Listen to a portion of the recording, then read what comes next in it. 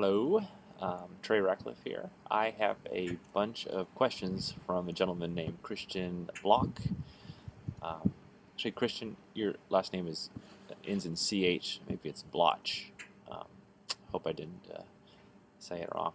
So, sent me a bunch of questions, and I will go through them here on video and answer. I'm here in Austin. It's kind of a cool day in the winter, probably about 55 or 60. Here Mozart's got my coffee. All is good. All is good in the world when you have warm coffee, yes. Okay, so let's get started here. I have to lean in and look at the answers because I'm not the young man I used to be. It says, you helped many people to discover HDR photography. How did you get into it? Can you remember how you discovered HDR yourself? Yes, I discovered it by accident. Back then, 4 or 5 years ago, no one knew what it was. It was very, very niche. I mean, super niche. And now, of course, everyone knows what it is. But I went out and took a photo, and I didn't like the result. So I started looking into algorithms and to process the photo, because my background is computer science and math. And I thought, well, maybe there's some cool software out there that I can play with. And I found these HDR algorithms and started experimenting with them and started the blog as a sort of personal journey, and it just blossomed into what it became. So I think other people discovered it, while I was discovering it and sharing my findings with the world, and they were doing their own experimentation. So we're all kind of learning together. That's how I got into it. It says, looking into your portfolio, it seems like your style has tamed down since those early days. Less grunge, more atmosphere, more controlled, maybe. Would you agree? Well, I don't know. It's hard to be. It's hard to say. Things change over time, like a river. And I hate to go back and say things were awful then and things are great now. But things change, and I think maybe my style has changed as I've changed. I don't know if that's good or bad, but it is what it is. Sorry, I heard some Germans up there. Whenever I hear German accents, I'm always afraid they're about to invade. Okay.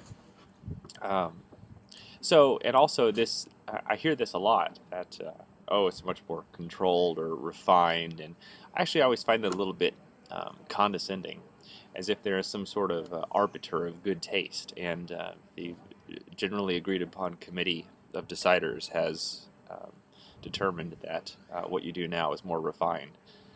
But I liked what I did back then. I like what I do now.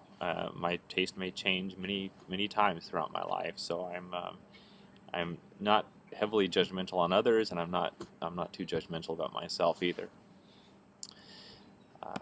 Question 3, what do you consider a well-done HDR image now?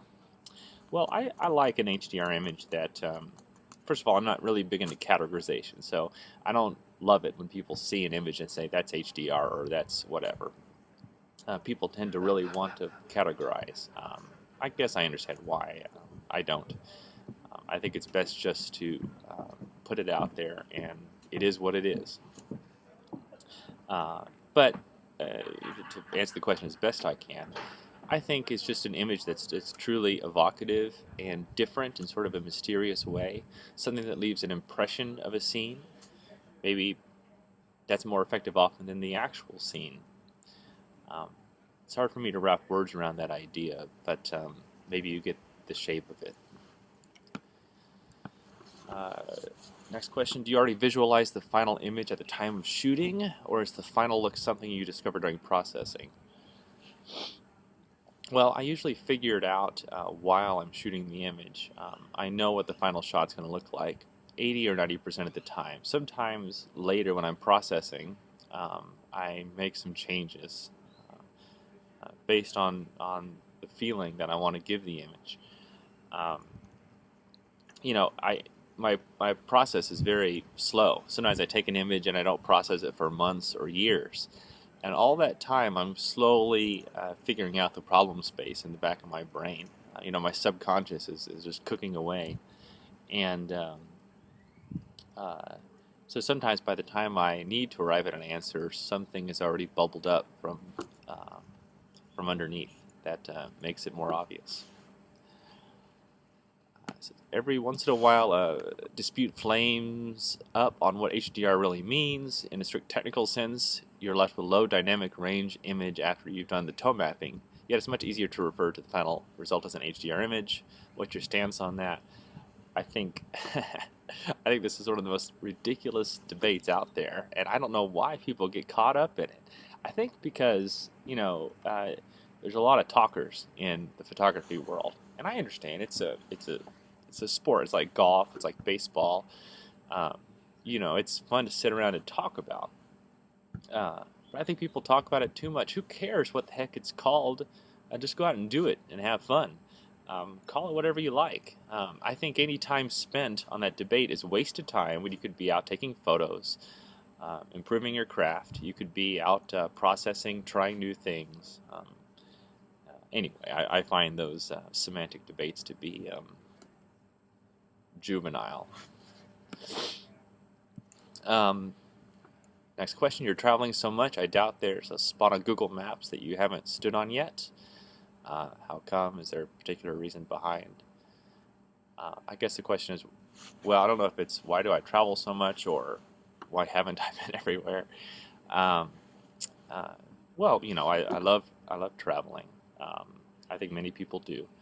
I can't get enough of it. But I also like being at home. There's multiple people inside of me. I think there's multiple people inside of all of us. But there is that person inside of me that loves the adventure of the unknown.